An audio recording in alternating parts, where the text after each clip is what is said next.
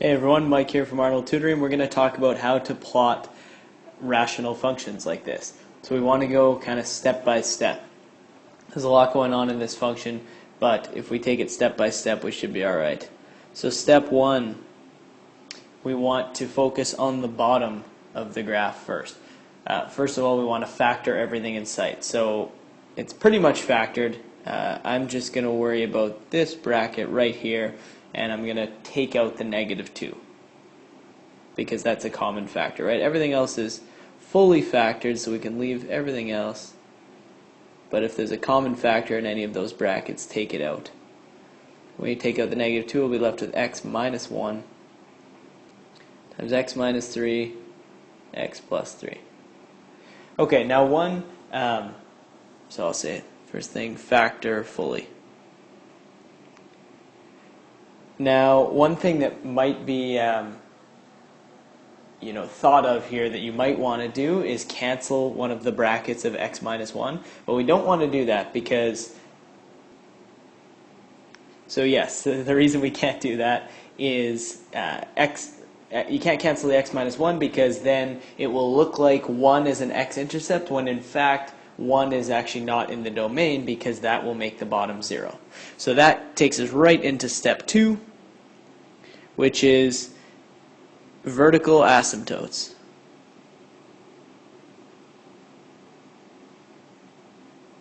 Now, how do we find what our vertical asymptotes are? We just look at the bottom factors and say what x values make that bottom 0.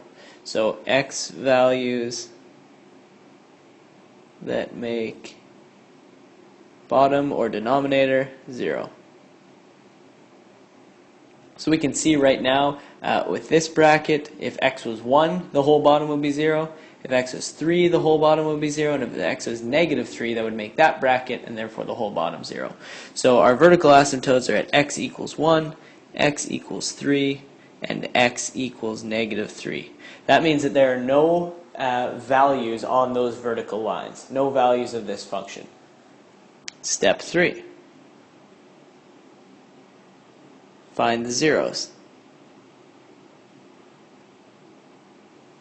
Now we look at the top. Well, we would say, okay, what x values make the top 0? Well, for the first bracket, this one here, it would be 1. And for the second bracket, it would be -1. However, we know 1 is actually not in the domain because it's on the bottom. So you can think that the bottom sort of trumps the top. Therefore, our only x-intercept is at x equals -1. So we've already got our x-intercepts, we've got our vertical asymptotes. Lastly, we can say, step 4, find horizontal asymptotes.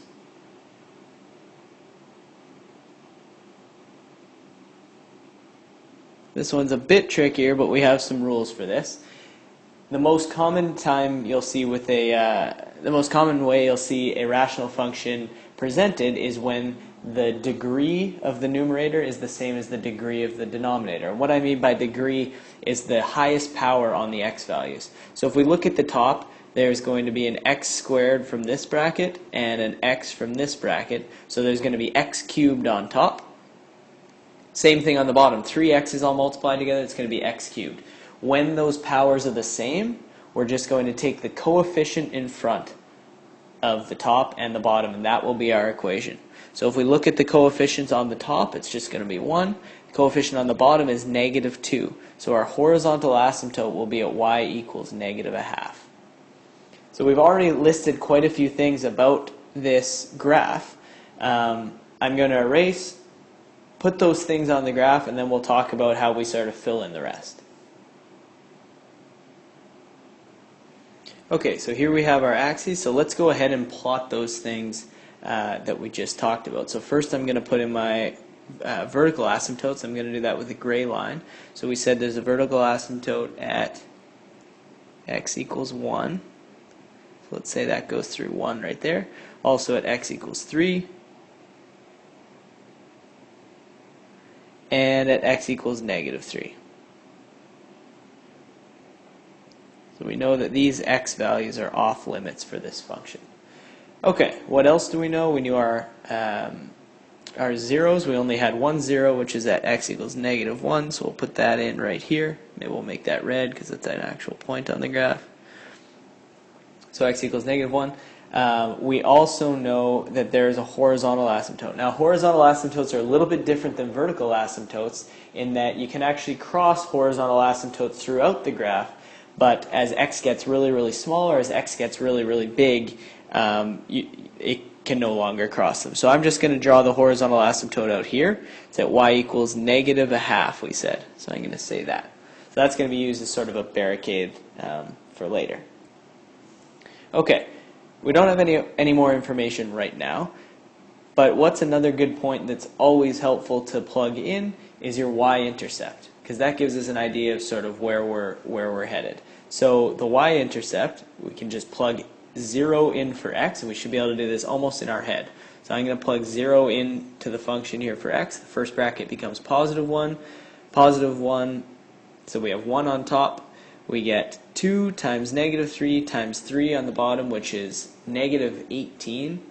So we can say that the point is 0 and -1/18, which is really, really small, but I'll plug it right there for now. So that's the y-intercept. We also know that the function, again, like we said, it looks like there should be an x-intercept at 1 right here, but there's not because of that vertical asymptote. So what's going to happen is the function is going to get very, very close to that, and it's going to sort of stop there with a gap in the function. So it's not really continuous there.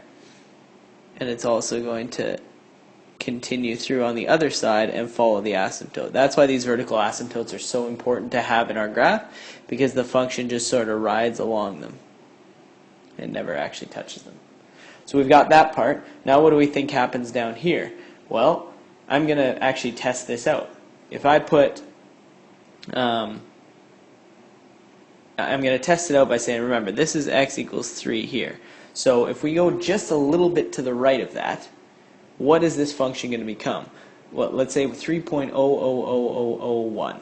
Well, let's think about this. This bracket right here is going to be 3.00001 minus 3, which is 0.00001, which is very, very, very small. So the bottom is going to become very, very, very small, but negative, because we know we're down here, cornered in by these two asymptotes.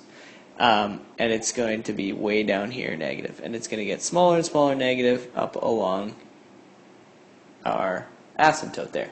Same thing goes for negative 3.00001. It's going to make the exact same impact on that bracket, and we're down here. So this is the function. It's in 3 parts. The trickiest part by far about this question was right here. But like I just showed you, when we know our asymptotes, you can always plug in, especially if you have a calculator, you can always plug in a value directly to the left and the right of the asymptote, and that will tell you whether you're very, very negative or very, very positive. For instance, look at this point right here. That's about 2.9 or 2.999. If you plug that into the function, you'll see that the function, the y value is getting really, really big, which is why our function is going up the asymptote there.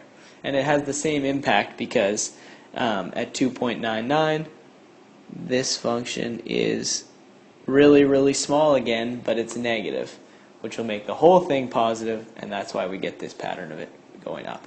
So if you follow those steps, you should be able to at least set up the outline, and then you can always plug in some points for x, see where y comes out, especially if you plug in those points on either side of the asymptotes, and you'll see what direction your function should be going.